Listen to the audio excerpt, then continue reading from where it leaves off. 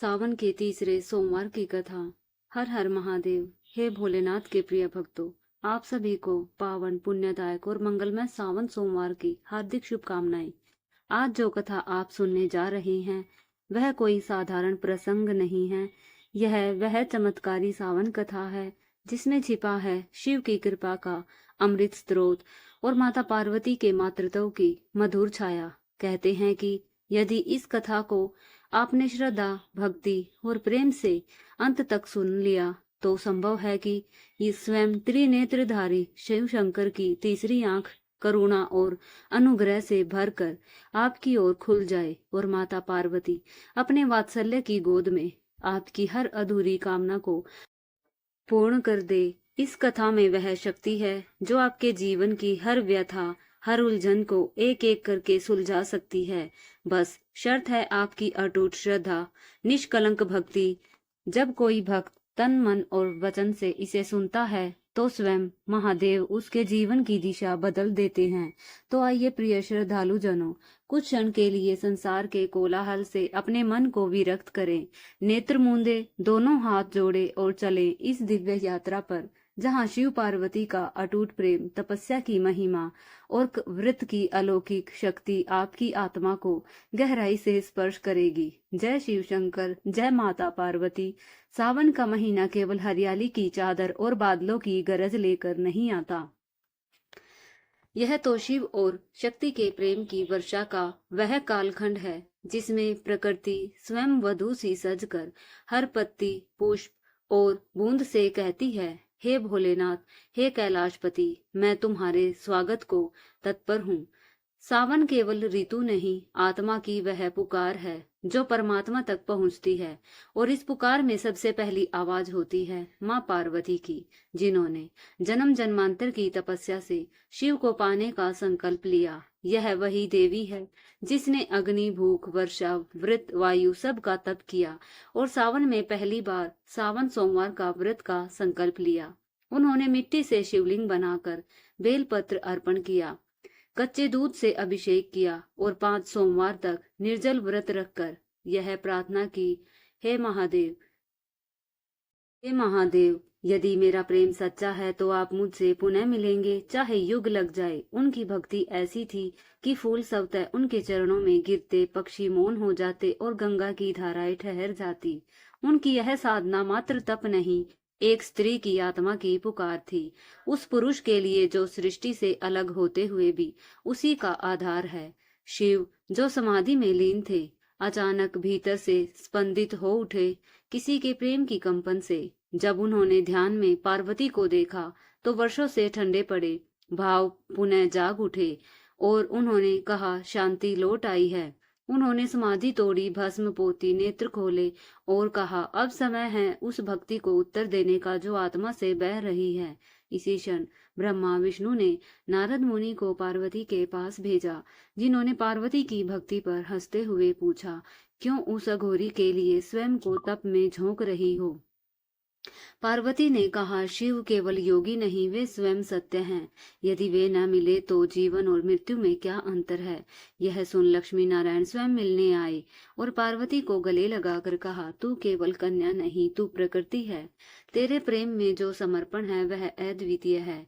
यह अब शिव एक वृद्ध ब्राह्मण का रूप धरकर स्वयं पार्वती के सामने आए और पूछा, क्या तू उस शमशानवासी से विवाह करना चाहती है जिसके पास ना वंश है ना कुल? पार्वती ने शांत स्वर में कहा, यदि प्रेम के लिए कुल, वंश और धन चाहिए तो वह प्रेम नहीं, व्यापार है। तभी शिव ने अपना रूप प्रकट किया, त्रिनेत्रधारी, जटाओं में गंगा, मस्तक पर चंद्रमा, गले में नाग और हाथ में डमरू। पार्वती की आंखें नम हो गई। शिव बोले, तू सती थी, तू पार्वती है और अब तू मेरी शक्ति बनकर सदा मेरे साथ रहेगी। जब शिव और पार्वती का मिलन हुआ तो सावन की वर्षा थम गई और आकाश में इंद्रधनुष खिल गया और पुष्पों की वर्षा होने लगी। उस अद्भुत सावन सोमवार को जब पार्वती ने शिव का रूप देखा, उनकी आंखों से प्रेम के अश्रु बह रहे थे। यह वही कथा है जो यदि दिल से सुनी जाए तो न केवल सावन सफल होता है बल्कि जीवन भी शिव में हो जाता है। कई जन्मों की तपस्या, कई वर्षों की प्रतीक्षा और हर सावन की एक एक बूंद, आज जाकर पार्वती के जीवन की पूजा को स्वीकार्यता मिली थी। शिव कुछ नहीं कहते, वे बस पार्वती के हाथों को थाम लेते हैं और यह वह स्पर्श होता है जहां सृष्टि का पहला मौन वचन जन्म लेता है। शब्द नहीं चाहिए, पार्वती तू मेरी सांसों में थी, मेरी जटाओं की उलझनों में थी, तू ही मेरी तंद्रा में थी, तू ही मेरी तृष्णा। अब जब तू आई है तो मैं संपूर्ण हूँ। पार्वती और शिव के इस पुनर्मिलन पर संपूर्ण त्रिलोक में उत्सव छा जाता है। ब्रह्मा, विष्णु, लक्ष्मी, नारायण सभी कैलाश पर आते हैं। देवगण, ऋषिगण, अप्सराएं और गंधर्व मंगल गान करते हैं। सप्तऋषि प्रणाम करते हैं और कहते हैं, आज सावन का यह दिन केवल ऋतु नहीं, यह स्वयं शिव भक्ति का पुनर्मिलन है। यह दिन आज से युगों तक स्त्रियों द्वारा व्रत के रूप में पूजित होगा।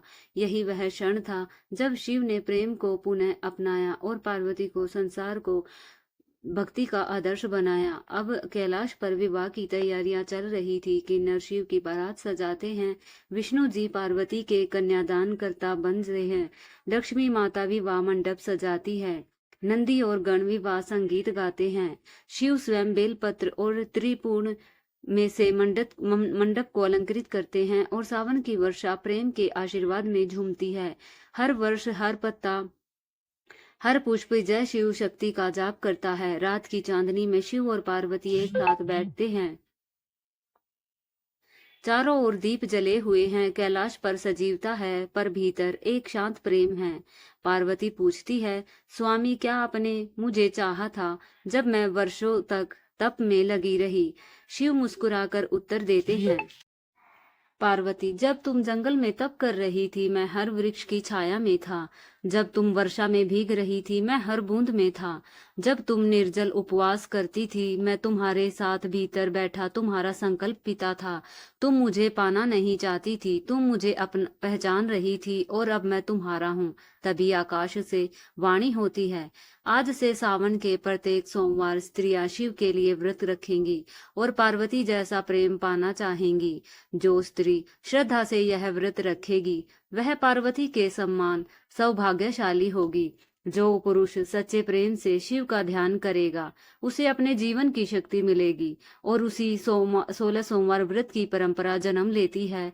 शिव के संग परिणय सूत्र में बंधने के बाद भी जब सावन का अगला सोमवार आता है पार्वती पुनः व्रत करती है। शिव पूछते हैं अब भी? पार्वती कहती है, व्रत केवल पाने के लिए नहीं होता, यह निभाने के लिए भी होता है। अब मैं तुम्हें अपने भीतर बनाए रखने का व्रत रखूंगी ताकि तुम्हें कभी मेरे बाहर बूंद ना पड़े। शिव मौन हो जाते हैं। वे पार्वती के चरणों में पुष्प अर्पित करते हैं और कहते हैं, अब मैं स्वयं तुम में वास करूंगा और तुम्हारे प्रत्येक रूप की पूजा पृथ्वी पर होगी। एक दिन लक्ष्मी और नारायण भी कैलाश आते हैं। वहां बैठकर शिव, पार्वती और लक्ष्मी नारायण के बीच अद्भुत संवाद होता है। प्रेम, त्याग, स्त्री की गरिमा और पुरुष का कर्तव्य जैसे विषयों पर लक्ष्मी कहती है, प्रेम में सबसे कठिन कार्य है प्रतीक्षा, और पार्वती ने वह भी की। पार्वती उत्तर देती है, प्रेम में सबसे सुंदर कार्य है मौन समर्पण, और लक्ष्मी वह तुम्हारा गुण है। विष्णु और शिव एक दूसरे को देखकर कहते हैं, जिनके साथ शक्ति है वही सच्चा भगवान है। एक दिन पार्वती पूछती है, स्वामी सावन का यह व्रत इतना पवित्र क्यों है? शिव उत्तर देते हैं, इस मास में प्रकृति स्वयं भक्ति करती है। वर्षा उसके आंसू है, हरियाली उसकी श्रद्धा है। जब प्रकृति शिव को भजती है तब मनुष्य को भी मेरे निकट आने का अवसर मिलता है। और तभी से जब सावन की पहली फुहार गिरती है हर स्त्री के मन में पार्वती जागती है। हर पेड़ पर बेलपत्र उगता है और हर मंदिर में शंख बजता है, क्योंकि यह महीना नहीं, पार्वती के समर्पण, शिव के स्वीकार और प्रेम की पुनः प्राप्ति का उत्सव है। कैलाश पर्वत की गोद में जब सावन की रिमझिम बूंदों ने धरती को भिगोना शुरू किया तो वहां की हवाओं में एक अजीब सी शांति भर गई। गंगा की कल कल ध्वनि मंद पड़ गई थी, मानो वह भी शिव पार्वती के प्रेम की कथा सुनने को स्थिर हो गई हो। मंदार पर्वत की गुफाओं में हर दिशा से बस एक ही स्वर गूंजता था, हर हर महादेव। पार्वती माँ शिव के समीप बैठी थी, उनके हाथों में बेलपत्र की थाली थी, सुंदर सुवासित, जिसमें दूध, शहद, अक्षत, चंदन और छोटे छोटे पुष्प थे जो स्वयं प्रकृति के उनके चरणों में समर्पित कर दिए थे। पार्वती बोली, स्वामी, यह सावन मास मुझे इतना प्रिय क्यों लगता है? शिव मुस्कुराए। वह मुस्कान न केवल पार्वती को बल्कि सृष्टि के हर कण को भीतर तक छू गई। शिव बोले, उमा प्रिय, सावन केवल ऋतु नहीं, यह हमारी मिलन लीला का प्रतीक है। जब जब यह मास आता है, हर भक्त अपने भीतर हम दोनों की कथा को अनुभव करता है। तुमने मुझे 108 जन्मों की तपस्या से पाया है और हर सावन वह प्रेम फिर से जीवित हो उठता है। पार्वती की आंखें भर आई, पर वह आंसू संपूर्णता के थे। एक दिन पार्वती जी ने शिव से कहा, नाथ, क्यों न हम इस सावन मास के इन दिनों में अपने भक्तों को विशेष कृपा दे। जो तुम्हारा नाम ले उसकी तुम रक्षा करो, और जो मेरी पूजा करे उसकी इच्छा तुम पूर्ण करो, और जो हम दोनों की कथा प्रेम से सुने उसे हम अपना बना ले। शिव ने कहा, तथास्तु। जो भक्त सावन में एक समय भी इस कथा को सुनेगा, उसके हृदय में हम निवास करेंगे। कैलाश पर तुलसी के पौधे स्वयं महकने लगे, केले के वृक्षों से सुनहरी किरणें निकलने लगी। लक्ष्मी जी, जो विष्णु भगवान के साथ शिव सागर में विराजती है, वह भी यह कथा सुनने कैलाश आई। उन्होंने पार्वती माँ के चरणों में प्रणाम किया और कहा, माँ, आपकी कथा ही वह अमृत है जिसे मैं अपने वैकुंठ में लाना चाहती थी। पार्वती मुस्कुराई और उन्हें हृदय से लगा लिया। वहीं भगवान नारायण प्रकट होकर बोले, प्रभु शिव, आपकी यह सौम्य लीला ब्रह्मा, विष्णु, महेश की दी को भी विस्मित कर देती है। शिव बोले, नारायण, इस संसार में सबसे बड़ा कोई ज्ञान नहीं, और सावन वह अवसर है जब प्रेम, तपस्या और त्याग तीनों का संगम होता है। इसी सावन मास में एक बालिका भावना ने शिव को पाने की प्रबल इच्छा से व्रत करना आरंभ किया। वह प्रतिदिन एक बेलपत्र जंगल ले जाती और शिवलिंग पर चढ़ाती। उसका मन निर्मल था और उसकी आंखों में केवल शिव का नाम था। एक दिन बारिश इतनी तेज हुई कि भावना रास्ते में फिसल गई और उसके हाथ से बेलपत्र गिर गया। वह रोने लगी, शिव, आज मैं बेलपत्र नहीं चढ़ा सकी, क्या मेरा व्रत अधूरा रह गया? तभी सामने तेज प्रकाश हुआ और स्वयं शिव प्रकट हुए। शिव जी ने कहा, पुत्री, जो प्रेम से रोता है वह भी मेरी आराधना करता है। आज तूने बेलपत्र नहीं चढ़ाया, पर अपने हृदय को अर्पण कर दिया, यही सबसे बड़ा पुष्प है। उसी दिन से भावना को भक्त राजा की उपाधि मिली और उसने एक कन्या के रूप में पूरे गांव को भक्ति का मार्ग दिखाया। सावन के इन पावन दिनों में पार्वती की सखियां विजया, जया, मंजरी और कल्याणी सब कैलाश पर्वत पर उपस्थित थी। वे सब शिव पार्वती के प्रेम की लीला गा रही थी। कोई झूला डाल रही थी, कोई मेहंदी रचा रही थी, कोई बेल पत्रों की माला बना रही थी। उसी समय पार्वती जी बोली, हे सखियों, आज हम झूला झूलेंगे और शिव को सावन का राग सुनाएंगे। शिव सन्यासी रूप में खड़े थे, किंतु उस दिन उन्होंने गले में माला डाली, भस्म को संवारा और रुद्रवंशी पर राग मल्हार बजाना शुरू किया। हर दिशा में बांसुरी की धुन फैल गई और तब सृष्टि की हर स्त्री, चाहे वह गृहिणी हो या साध्वी, ने शिव को अपना आराध्य मान लिया। वहीं से इस कथा में प्रवेश लेते हैं श्री हरि और लक्ष्मी माता। लक्ष्मी बोली, प्रभु, मुझे अब सावन में आपके साथ शिव पार्वती की लीला का साक्षी बनना है। नारायण मुस्कुराए। लक्ष्मी, सावन में भक्ति का रूप स्त्री स्वरूप होता है और इस लीला को जब हर नारी सुनेगी तब उसमें पार्वती का अंश जागृत होगा। सावन की रिमझिम फुहारों से कैलाश में एक नई चेतना भर गई थी। पार्वती जी ने अपने कर कमलों से शिव जी की जटाओं में गंगा जल अर्पित किया। वह जल केवल जल नहीं, उनकी आस्था, तपस्या और सृष्टि को संजोने का भाव था। शिव जी ने स्नेह से उमा की ओर देखा। क्या तुम्हें याद है, जब तुमने पहली बार मुझसे मिलने की प्रार्थना की थी, तब तुम्हारा मन भी सावन के बादलों की तरह भारी था। पार्वती मुस्कुराई। स्वामी, तब मेरी आंखों में केवल एक ही आकांक्षा थी, आपको पाना। अब जब आप मेरे साथ हैं, हर सावन में मैं यही चाहती हूँ कि आपकी भक्ति से हर स्त्री का जीवन पूर्ण हो जाए। उसी क्षण लक्ष्मी जी प्रकट हुई। उन्होंने कमल की माला से पार्वती को अलंकृत किया और बोली, बहन, जब कोई स्त्री प्रेम समर्पण और तप के मार्ग पर चलती है तो वह स्वयं लक्ष्मी बन जाती है। शिव जी बोले, इसीलिए सावन का हर सोमवार नारी शक्ति को समर्पित है। जब कोई बहन इस मास में उपवास करती है तो वह केवल पति की दीर्घायु नहीं बल्कि संपूर्ण जगत की ऊर्जा को संतुलित करती है। ग्राम नलिनीपुर में एक नवविवाहिता थी। आर्या अत्यंत श्रद्धालु और भोलेनाथ की परम भक्त। उसका पहला सावन ससुराल में था और उसने 16 सोमवार का व्रत रखा। घर की स्थिति ठीक नहीं थी। पति का व्यापार डूब चुका था। सास ससुर ताने देते थे और आर्या का जीवन ऊर्जाहीन हो था। फिर भी हर सोमवार वह तुलसी के नीचे दीप जलाकर कहती है, त्रिपुरारी मुरारी, यदि आपने मेरी माँ पार्वती की पुकार सुन रही है तो मेरी भी सुनिए। मैं चाहती हूँ कि मेरे पति को सुख मिले, मेरे घर में हरियाली लौटे और यह सावन हर बहन की तपस्या सफल करे। और फिर एक रात्रि आर्या के स्वप्न में स्वयं शिव पार्वती प्रकट हुए। पार्वती जी ने कहा, बेटी, तुम्हारा संकल्प केवल तुम्हारे परिवार को नहीं पूरे गांव को दिशा देगा। शिव बोले, कल प्रातः बेल पत्र पर ओम नमः शिवाय लिखकर घर के चारों कोनों में रखना, तुलसी के पास गाय का दूध चढ़ाना और अपने हाथों से सासू माँ को जल पिलाना। आर्या ने वैसा ही किया। उसी सप्ताह उसका पति एक व्यापारिक सौदा जीत गया और पूरा घर खुश हो उठा। असली चमत्कार तब हुआ जब गांव के सूखे कुएं से मीठा जल निकलने लगा। लोगों ने समझा, यह सावन केवल वर्षा नहीं लाया, यह कृपा लाया है। शिव जी बोले, सावन का हर दिन यदि श्रद्धा से जिया जाए तो वह ब्रह्मांड को भी बदल सकता है। हर स्त्री जो व्रत करती है वह केवल अपने परिवार की नहीं संपूर्ण सृष्टि की रचना करती है। उसी समय नारद मुनि वहां पहुंचे। उनकी वीणा के सुरों में सावन की रागनी गूंज रही थी। वे बोले, भोलेनाथ, मुझे यह कथा देवलोक में सुनानी है ताकि हर देवी जन की पृथ्वी पर स्त्रियां आपके नाम से कैसी तपस्या करती हैं। शिव जी ने कहा, तब एक संदेश ले आओ, हर स्त्री में पार्वती है, हर प्रेम में शिव है और हर सावन एक नया ब्रह्मांड रचने की क्षमता रखता है। वैकुंठ में लक्ष्मी नारायण मुस्कुरा रहे थे। लक्ष्मी जी बोली, स्वामी, शिव पार्वती का प्रेम तब से जन्मा, भक्ति से पला और सावन से खिला है।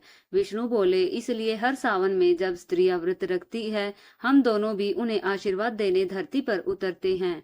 उस वर्ष रक्षाबंधन की रात आर्या ने अपने देवर को राखी बांधी और उसी क्षण उसकी कलाई पर एक चमत्कारी रक्षा सूत्र स्वयं शिव जी ने बांधा, जिसे केवल आर्या की आंखों ने देखा और मन ने अनुभव किया। शिव जी ने पार्वती की ओर देखा और कहा कि देवी, सावन की कथा तो चलती ही जाएगी, अब समय है अगले रहस्य को प्रकट करने का।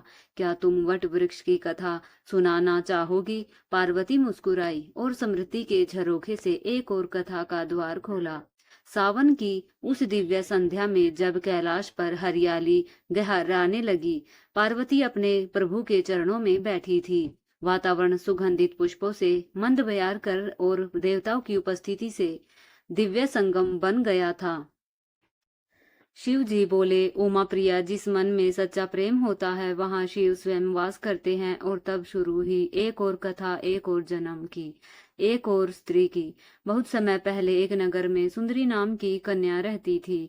वह रूपवती थी, लेकिन उससे कहीं अधिक गहरी थी उसकी भक्ति। वह हर सोमवार उपवास करती, बेलपत्र चढ़ाती और शिव का नाम गाते हुए नगर में घूमती।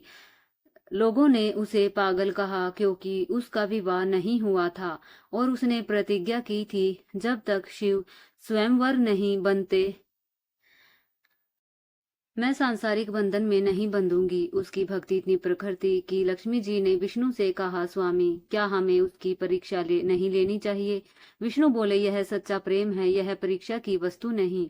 नारद मुनि को भेजा गया मार्गदर्शन हेतु। नारद जी बोले, बेटी, शिव वैरागी है, शमशानवासी है, क्या वह ग्रस्त जीवन देंगे? सुंदरी बोली, जहाँ शिव है वहीं मेरा संसार है, चाहे वह शमशान हो या हिमालय। नारद मुस्कुराए और जाकर शिव को बताया। कैलाश लौटते ही वर्तमान में शिव पार्वती मंद मुस्कुराई और बोली, तो प्रभु वो कन्या मैं ही थी। शिव बोले, हाँ देवी, तुम्हारा हर जन्म मेरे लिए ही समर्पित रहा है। हर जन्म में तुमने भक्ति की, प्रेम किया और अंततः मुझे प्राप्त किया। परंतु बहनों, यह कथा यही नहीं रुकती। दृश्य बदलता है। धरती पर सावन की पूर्णिमा का दिन था। एक वन में एक वृद्धा अपने पोते को शिव पार्वती की कथा सुना रही थी। उसकी आंखों में आंसू थे, पर उसकी आवाज श्रद्धा से भरी हुई थी। उस बालक का नाम था सुदर्शन, जो आगे चलकर एक महान तपस्वी बना और फिर कार्तिकेय का शिष्य बना। फिर कथा में एक नया मोड़ आता है, जब माँ पार्वती देवी लक्ष्मी के साथ एक दिव्य वन में जाती है, जहाँ तुलसी, केले और बेल के वृक्षों की छाया थी। वहां दोनों सहेलियों के रूप में समय बिताती हैं और लक्ष्मी माता पार्वती को एक अद्भुत व्रत की विधि बताती है। बहन, सावन के 16 सोमवार के व्रत से शिव प्रसन्न होते हैं और स्त्री का सौभाग्य अखंड होता है। यह व्रत केवल नियम नहीं, आत्मा का शिव से संवाद है।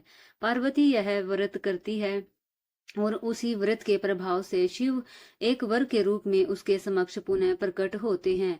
शिव बोले, देवी, तुमने हर जन्म में मुझे पाया है, पर इस जन्म में सावन की पूर्णता में मैं तुम्हें केवल अर्धांगिनी नहीं, अपनी शक्ति, चेतना और साक्षात स्वरूप मानता हूँ। उस दिन कैलाश में एक स्वर्गिक वर्षा होती है। लक्ष्मी नारायण, ब्रह्मा, सरस्वती, गणेश और कार्तिकेय सभी इस दिव्य मिलन के साक्षी बनते हैं और तब माँ पार्वती के मुख से वह अमृतमय वाक्य निकलता है, हर स्त्री में पार्वती है और हर प्रेम में शिव।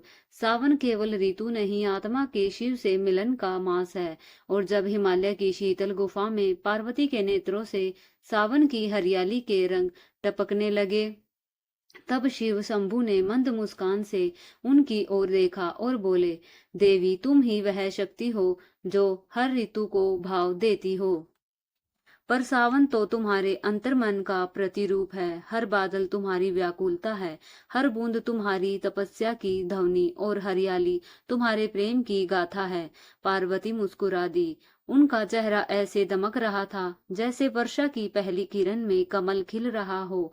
मधुर स्वर में पार्वती बोली, स्वामी, क्या आपको याद है कि यह सावन जब मैंने पहली बार सावन सोमवती का व्रत किया था, उस व्रत में मैंने न केवल विधि निभाई थी बल्कि अपनी आत्मा तक को अर्पित कर दिया था। भोलेनाथ की आंखें एक क्षण को बंद हो गई और स्मृतियों की एक अमृत धारा बह निकली। कैलाश से बहुत नीचे मृत्युलोक की एक छोटी सी कुटिया में पार्वती तपस्या कर रही थी। ओम नमः शिवाय, ओम नमः शिवाय। उनकी जीवा से मानो सावन की बूंदें टपक रही थी। हर सोमवार को वे बेलपत्र चढ़ाती, बिना अन्न केवल जल से उपवास करती, वृक्षों की छाया में बैठकर मिट्टी से बने शिवलिंग की पूजा करती। जब भी वर्षा की कोई बूंद उनके तन को छूती, वे कहती, हे महादेव, मेरी यह पूजा तब तक अधूरी है जब तक आप स्वयं आकर मुझे स्वीकार नहीं करते। उसी समय कैलाश में दिव्य गतिविधि चल रही थी। लक्ष्मी जी नीलम कमलासन पर आसीन होकर श्री हरि के साथ शिवालय आई। उन्होंने शिव से कहा, नाथ, जो कन्या पृथ्वी पर तप कर रही है उसकी भावना इतनी पवित्र है कि यदि आप स्वयं प्रकट न हुए तो सावन की पावनता अधूरी रह जाएगी। कृपा करे और अपने प्रेम का उत्तर दे। शिव मुस्कुराए और बोले, लक्ष्मी जी, आपने सत्य कहा। जिस भावना में पूर्ण अर्पण हो वही भावना ईश्वर को खींच लाती है। मैं उसी क्षण उसकी पुकार पर उतरूंगा। सावन की अमावस्या की रात थी। बिजली चमक रही थी। पार्वती गहन ध्यान में लीन थी और तभी उनकी आंखों में दिव्य प्रकाश उतर आया। भोलेनाथ स्वयं उनके समक्ष प्रकट हो चुके थे। उन्होंने कहा, देवी, तुमने अपनी भावना से मुझे बांध लिया। तुम्हारे इस व्रत ने मुझे आने के लिए विवश कर दिया। तुम्हारी यह श्रद्धा सावन की सबसे पावन कथा बनेगी। पार्वती की आंखों से सावन बरस पड़ा, पर यह वर्षा आंसुओं की नहीं, मिलन की थी। इसके पश्चात शिव ने उन्हें एक परीक्षा दी। देवी, यदि तुम सच में मुझे पति रूप में स्वीकार करती हो तो अगले 16 सावन तक यह व्रत करोगी और हर बार अपने प्रेम की गहराई को सिद्ध करोगी। पार्वती ने न झिझक कर कहा, प्रभु, एक ही अनंत जन्मों तक भी मुझे यह व्रत करना पड़े तो भी मैं करूंगी, क्योंकि मेरे लिए यह केवल व्रत नहीं, यह तो मेरे प्राणों की शपथ है। तभी आकाश से एक तेज प्रकाश हुआ। लक्ष्मी नारायण स्वयं प्रकट हुए और बोले, पार्वती, तुम्हारे इस प्रेम से हम स्वयं प्रभावित हैं। जो भी स्त्री तुम्हारे इस व्रत को सावन में श्रद्धा से करेगी, उसे न केवल पति की लंबी आयु बल्कि अखंड सौभाग्य और लक्ष्मी की कृपा भी प्राप्त होगी। 16वीं सावन की पूर्णिमा को शिव और पार्वती ने एक बार फिर नई प्रतिज्ञा के साथ एक दूसरे को अर्पित कर दिया। इस बार केवल कैलाश नहीं, हमारा प्रेम अब्र नदी पर हर पेड़, हर वर्षा, हर बूंद में बहेगा। सावन न केवल व्रत का महीना होगा बल्कि यह होगा शिव पार्वती के मिलन का उत्सव। भोलेनाथ ने अंत में यह कहा, जो स्त्री इस कथा को सावन में श्रवण करती है उसके जीवन में न केवल प्रेम की अनुभूति होगी बल्कि उसका मन भी शिव जैसा शांत और सौम्य बन जाएगा। पार्वती ने मुस्कुराकर बहनों की ओर देखा। भक्तों, सावन केवल एक ऋतु नहीं, यह तो एक तपस्या है, एक मिलन है, एक स्त्री के प्रेम की प्रकाष्ठा है। शिव जी की बातें सुनकर पार्वती माँ की आंखों में प्रेम के अश्रु झलक आए। उन्होंने भोलेनाथ का हाथ थाम लिया और बोली, स्वामी, आपने तो मेरा सारा तप, सारी प्रार्थनाओं का फल एक ही वाक्य में दे दिया, जब आपने कहा कि मैं केवल आपकी अर्धांगिनी नहीं बल्कि आपके साथ हर युग में पुनः पुनः जन्म लेने वाली प्रेम की शक्ति हूँ। शिव मुस्कुराए। हिमालय की ऊंचाइयों पर बैठा वह युगल इस समय न केवल पति पत्नी था बल्कि ब्रह्मांड की दो दिव्य शक्तियां थी, सृजन और संहार की, करुणा और तपस्या की। सावन की ऋतु अपने पूरे यौवन पर थी। कैलाश की वादियां हरियाली से सजी थी, तुलसी की महक वातावरण में व्याप्त थी और पार्वती माँ ने अपने दोनों हाथों से शिव के मस्तक पर बेलपत्र चढ़ाते हुए सावन सोमवार का व्रत प्रारंभ किया। इस व्रत में पार्वती ने केवल अपनी तपस्या को दोहराया नहीं बल्कि संसार की हर नारी के लिए एक मार्ग बनाया। कैसे प्रेम, विश्वास और समर्पण से हर स्त्री अपने जीवन में शिव तव को पा सकती है। शिव जी बोले, उमा, जो भी नारी तुम्हारे इस व्रत को सावन के सोमवार में श्रद्धा से करेगी वह न केवल सुखी वैवाहिक जीवन पाएगी बल्कि उसके जीवन में मेरी कृपा तुम्हारे जैसी सखी बनकर सदा बनी रहेगी। और तभी वहां प्रकट हुए लक्ष्मी नारायण शंख की मधुर ध्वनि के साथ आकाश से पुष्प वर्षा होने लगी। शिव बोले, हे नारायण, हे माता लक्ष्मी, आपका इस सावन दिवस पर कैलाश आगमन अत्यंत मंगलकारी है। लक्ष्मी माँ मुस्कुराई, हे महादेव, सावन की इस पावन बेला में जब तुम और पार्वती इस दिव्य एकता में बंधे हो तो सृष्टि की सभी स्त्रियां आनंदित हैं। मैंने भी यह व्रत आज ही रखा है अपने नारायण के संग। और वहीं कैलाश पर चारों ओर दीप जल उठे। तुलसी के पत्तों की माला, केले के वृक्षों की छांव और गंगा जल से शुद्ध किया गया शिवलिंग, सबने उस दृश्य को देवताओं का उत्सव बना दिया। तभी वहां प्रकट हुए स्वयं कार्तिकेय और गणेश। गणेश जी ने माता पिता को प्रणाम कर कहा, माता, यह तो जो व्रत आपने प्रारंभ किया यह तो समस्त सृष्टि की स्त्रियों को नई आशा और शक्ति देगा। मैं अपने हाथों से इस व्रत की कथा हर युग की महिलाओं तक पहुंचाऊंगा। भक्तों, कथा अब आगे बढ़ती है एक ऐसे मोड़ पर जहां पार्वती माँ को एक दिव्य स्वप्न आता है। स्वप्न में वे एक नगरी देखती हैं जहां एक स्त्री जिसका नाम सत्यवती था वह हर सावन में शिव व्रत करती थी। किंतु उसका पति नास्तिक था। वह सदैव व्रत का उपहास करता और कहता, इन सब कर्म कांडों से कुछ नहीं होता, अगर कुछ होता तो मेरे जीवन में सुख क्यों न आता। सत्यवती शांत रहती और मन ही मन कहती, स्वामी, एक दिन आपको भी मेरे विश्वास का फल दिखेगा। एक सावन ऐसा आया जब उसके पति को व्यापार में भारी घाटा हुआ। वह दुखी मन से घर लौटा और बोला, आज से मैं तुम्हारे शिव को कभी नहीं पूजने दूंगा। सत्यवती ने उस दिन मौन व्रत ले लिया और रात भर शिवलिंग के सामने दीपक जलाकर प्रार्थना करती रही। उसी रात उसके पति को स्वप्न आया जिसमें एक वृद्ध तपस्वी ने कहा, जो स्त्री सावन में अपने प्रेम और तब से तुम्हारे जैसे कठोर हृदय को भी द्रवित करने का प्रयास कर रही है, वह सामान्य नहीं, स्वयं अन्नपूर्णा का अंश है। अगले ही दिन उसका पति बदला हुआ था। उसने सत्यवती से क्षमा मांगी और पहली बार शिवलिंग पर जल चढ़ाया।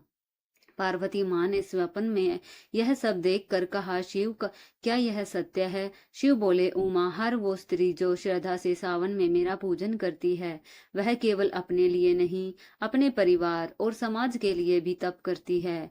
फिर कथा आती है प्रियदर्शनी की। प्रियदर्शनी एक निर्धन ब्राह्मण की कन्या थी। उसका विवाह एक रोगी युवक से हुआ। सब कहते, इससे विवाह करके तेरा जीवन अंधकार में चला गया। लेकिन प्रियदर्शनी ने जवाब दिया, जिससे मेरा विवाह हुआ है वह केवल एक व्यक्ति नहीं, वह मेरे व्रतों, मेरे भाग्य और मेरी सेवा का केंद्र है। उसने प्रतिदिन सावन में व्रत किया, पति को औषधियां दी, उसकी सेवा की और 1 वर्ष बाद उसका पति पूर्ण रूप से स्वस्थ हुआ। यह देखकर गांव की सारी स्त्रियां उसके चरण छूने लगी और कहा, प्रियदर्शनी, तू केवल पत्नी नहीं, तपस्विनी है। पार्वती माँ ने मुस्कुराते हुए कहा, यह वही प्रेम है जो युगों युगों तक स्त्री के हृदय को शिव से जोड़ता है। फिर पार्वती ने अपनी सखियों से कहा, तुम सभी यह कथा हर स्त्री तक पहुंचाना, ताकि सावन का व्रत केवल परंपरा नहीं, एक जागरण बन जाए, प्रेम और विश्वास का पर्व बन जाए। तभी आकाश से फिर वर्षा हुई होने लगी। सावन शिव और पार्वती की जोड़ी कैलाश पर नहीं, अमर उस स्त्री के आंगन में बसने लगी जो श्रद्धा, सेवा और समर्पण से अपने जीवन को तप में बदलती है। सावन का यह व्रत अब केवल भोलेनाथ को प्रसन्न करने का माध्यम नहीं रहा, बल्कि यह हर नारी की आत्मा में छिपे उस शिवत्व को जगाने का पर्व बन गया है, जो उसे संसार की सारी पीड़ा सहते हुए भी मुस्कुराने की शक्ति देता है। इसलिए प्रिय भक्तों, जब भी सावन आए तो केवल व्रत न करे, बल्कि एक भाव रखे, पार्वती जैसी निष्ठा, सत्यवती जैसी आस्था और प्रियदर्शनी जैसी सेवा भावना। क्योंकि सावन केवल जल अर्पण नहीं का महीना नहीं, यह स्त्री शक्ति के उत्थान और प्रेम के अभिषेक का महापर्व है। हर स्त्री के हृदय में एक पार्वती बसती है और जब वह श्रद्धा से व्रत करती है तो स्वयं शिव उसकी रक्षा करते हैं। प्रेम से बोलिए, जय श्री हरि विष्णु, हर हर महादेव। ऐसे ही और भी रोचक और आध्यात्मिक वीडियो के लिए हमारे चैनल को सब्सक्राइब करें। दोस्तों, आपको यह कथा कैसी लगी कृपया कमेंट करके जरूर बताएं। यदि वीडियो पसंद आया हो तो इसे लाइक करें और अपने दोस्तों व परिवारजनों के साथ शेयर करें। कमेंट बॉक्स में हर हर महादेव लिखना न भूले, साथ ही बेल आइकन दबाएं ताकि हमारी अगली भक्ति कथाओं की सूचना आपको सबसे पहले मिले। माँ पार्वती हर हर महादेव, जय जय शंकर। फिर मिलते हैं एक और दिलचस्प और आध्यात्मिक वीडियो के साथ। धन्यवाद। जय श्री कृष्ण।